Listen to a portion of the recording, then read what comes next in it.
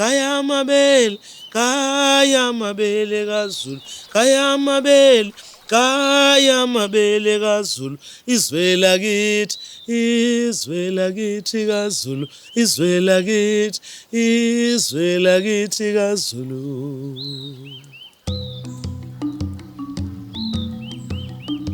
Sanibonani, my name is Gcina Mhlophe.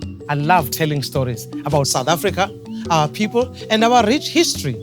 While oral tradition is an important tool to help us unearth and preserve the cultural gems of our heritage, so too are archaeological sites like the one discovered here at Gwala Shelter in Palmiet Nature Reserve in Westville. Artifacts found in a museum may appear to be just dead objects, but when put in the context of their surroundings, a little examination and imagination, what appears to be just an ordinary stone could tell us very interesting things about ourselves and where we have come from.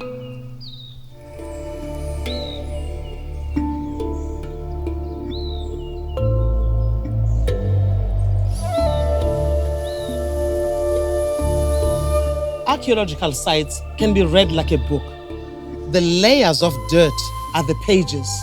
Artifacts within are the pictures and the words that are exposed for us to interpret. So let's turn back the pages of time and discover the secret lives of the people who lived in this area many, many years before us.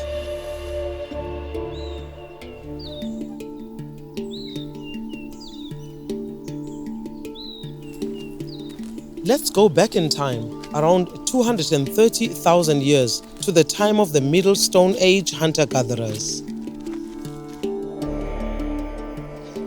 Stone flakes found on the path here in the reserve may look like just ordinary river stones, but they've been purposefully shaped into spear points, could be knives for butchering hunted animals, but also for scraping the fat off the skin.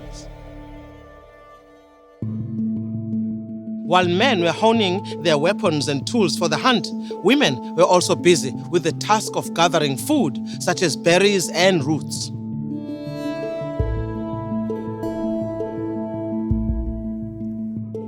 These board stones were thought to have been used with the digging stick, adding weight and allowing them to break the hard soil. What is fascinating to realize is that this hunter-gatherer way of life has been around for 90% of our history. And until only about 2,000 years ago, this is the main way in which we have survived.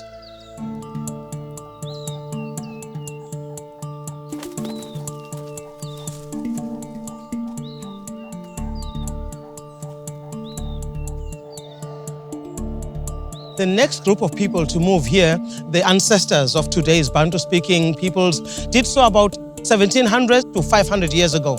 With them came three very important technologies that were going to change the way of life in this area: metallurgy, domesticated crops, and domesticated animals.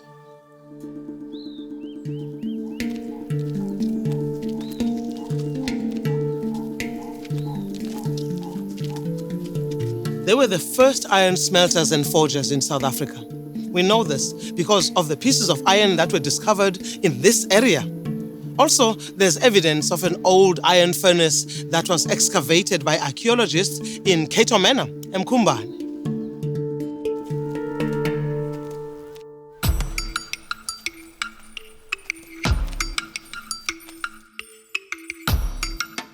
People began using iron rather than stone because it was less brittle. Also, when it was properly heated, it could be shaped into many useful forms like arrowheads, axes, and farming implements like hoes. In fact, a lot of the iron went into making hoes, making them the most important and valuable tools. The women used the hoes to till the land, preparing it for their newly domesticated crops like millet, sorghum, pumpkin, and legumes. We've also found board stones from this era, continuing the old tradition from the hunter-gatherers. We also think that might have been adapted to be a weight for the hoe. Stories from isiZulu-speaking rural women told us that these board stones could have been used for spiritual ceremonies. Traditional beer is poured through the hole for our ancestors, as it is believed that the stone represents a portal between the living and the dead.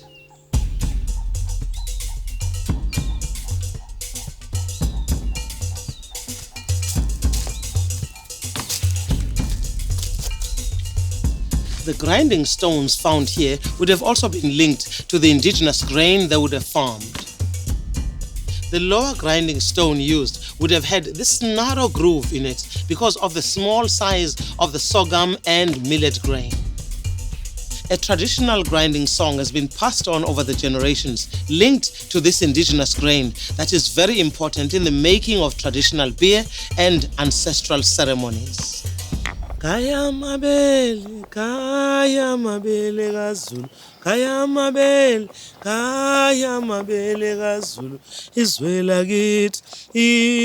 lakithi gazulu, izwe lakithi gazulu.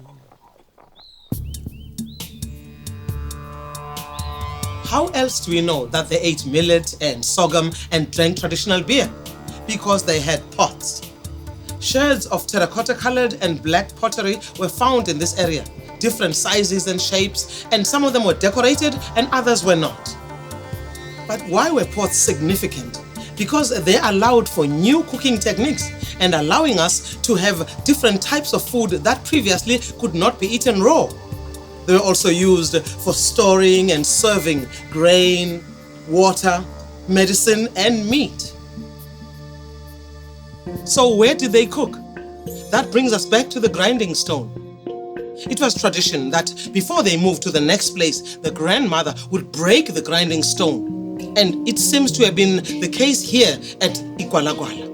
The broken stones became the border for a large hearth or fireplace for the next group of people that moved here. We can confirm this as many pieces of ash and charcoal were found close by. Many of the natural fiber objects used by the early African farmers, like grass mats, wooden spoons and gourds, they would not have been found in a place like this because they would have decomposed.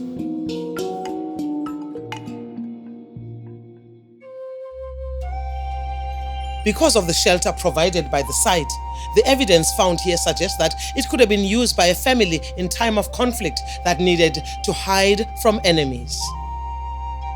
Another theory suggests that this place could have been used by a traditional healer or a medicine man because of its secretive location and proximity to the river.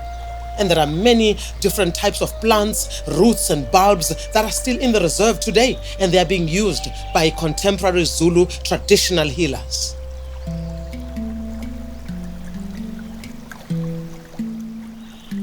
So we know that the area was good enough for hunter-gatherers and early African farmers, but there's evidence that it was also good enough for European settlers and Indian market gardeners as well. About 500 years ago, Portuguese sailors introduced maize or mealies to southern Africa. As a result, larger, flatter grinding stones have been found in this area. They were used for grinding the larger maize kernels. As these were easier to process, maize soon took over from indigenous grains as the preferred crop.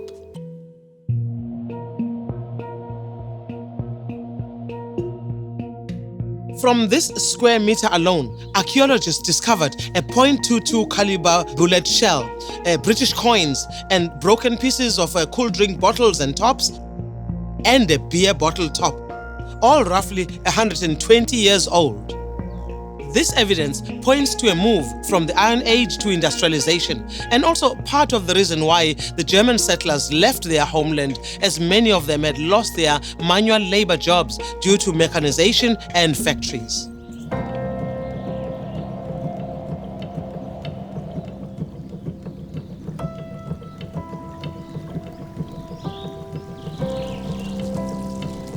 Some indentured Indian laborers became market gardeners in the area, and they were given use of plots of land on the banks of the Palmiet River. They too left evidence of their lifestyle, including sherds of wheel-turned pottery and their own version of a grinding stone used for grinding spices and henna.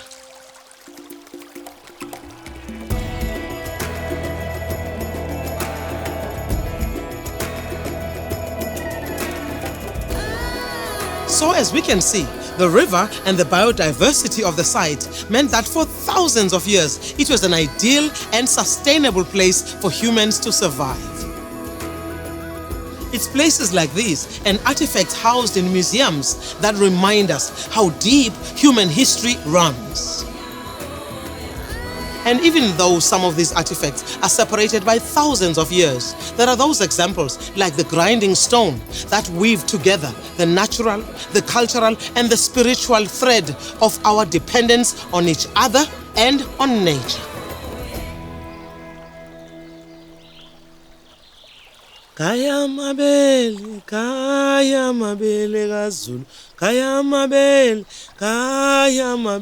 kaZulu, izwe lakithi kaZulu, izwe lakithi kaZulu, kaya mabele kaZulu, kaya mabele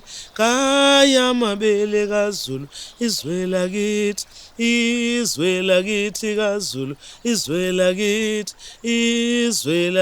kaZulu, izwe lakithi kaZulu.